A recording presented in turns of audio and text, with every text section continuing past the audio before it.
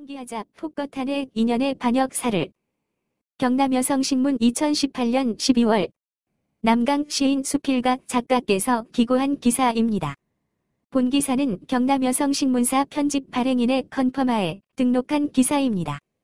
사악한 정치 패거리들에 의해 2016년 12월 9일 이날을 잊어서는 안 된다.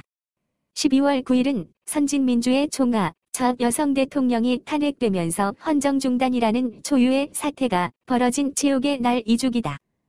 국민의 95%가 가짜뉴스 선동에 넘어간 불행의 시작점이었다.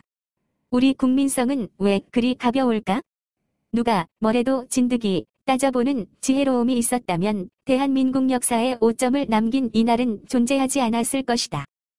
반만년 굶주림에서 5천만 국민을 구해내고 오늘의 영화를 누리게 만든 박정희 대통령의 은혜를 봐서라도 박근혜 대통령의 폭거 탄핵은 없었어야 했다.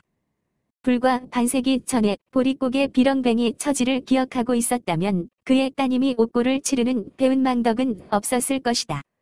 오로지 애국애민의 청빈한 아버지의 피를 그대로 물려받은 청렴한 여성 대통령에게 뇌물죄인이라니 기가 막힌 노릇이 아닌가.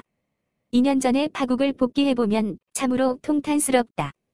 사악한 정치 패거리들의 배신이 그렇고 권력의 정점인 청와대 하수인을 자청하는 지금의 사정 권력이 그렇다. 탄핵의 선봉장 김무성과 유승민이 자연스레 떠오르는 9일이다. 회문 직전에 당을 2번이나 살려낸 박근혜의 치맛자락에 빌부터 금배지를 달았던 그들이 아니었나. 김무성은 친박 좌장을 자청했고 유승민은 비서실장으로 몸집을 불렸다. 이들 배신자들이 이끈 탄핵 찬성 62명이 올고 잤다면 적어도 반역의 역사는 쓰이지 않았을 것이다. 대한민국이 세계의 지도에서 사라질지도 모른다는 절박한 위기감도 없을 것이다. 돌이켜보면 국회의 탄핵소추는 기간표가 미리 정해진 망나니의 칼춤이었다. 박근혜 대통령 탄핵소추안이 국회에 발의된 날은 2016년 12월 3일이었고 본 회의 보고일은 5일 뒤인 8일이었다. 그리고 바로 다음 날인 9일 찬반 토론조차 없이 투표에 들어갔다. 당시 야당 단독으로는 탄핵이 불가능한 170여 석이었지만 여당의 반역표 60여 석이 가세하면서 가결됐다. 이로써 박근혜 대통령은 국회로부터 탄핵소추 의결서를 받은 2016년 12월 9일 오후 7시 3분부로 대통령의 직무가 정지됐다. 이처럼 박 대통령의 탄핵소추안은 발의에서 표결까지 불과 닷새 만에 끝났다. 국회의 탄핵 사유는 이랬다. 최순실 등이 인사의 개입과 사기업의 금품 출연을 강요한 뇌물수수였다. 그래서 국민재산권 보장 시장경제 질서 및 헌법수호 의무를 위반했다는 것이 주요 혐의다. 세월호 침몰 사고에 대한 대응 실패는 생명권 보장의 위반이고 직무유기에 가깝다고 했다.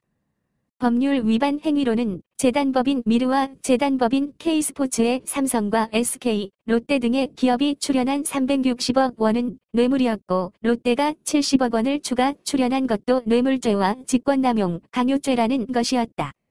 이와 같은 혐의 내용은 언론이 양산한 허위 날조, 과장의 가짜뉴스 복사본이었다. 혐의 내용을 조사하기는커녕 확인 절차도 거치지 않았다. 대한민국 입법부는 이랬다. 이를 넘겨받은 헌법재판소 헌재의 재판 역시 마비된 이성의 폭주였다.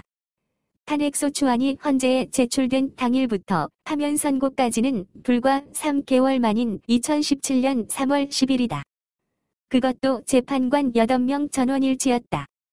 파면 사유는 국회의 소추안 가운데 세월호 관련 부분만 제외한 최서원 최순실의 국정 개입과 사익 추구에 관여하였다는 것이 골자다. 그러나 최서원의 국정농단은 그 실체가 없다. 대통령의 뇌물 혐의도 증거를 찾지 못했다.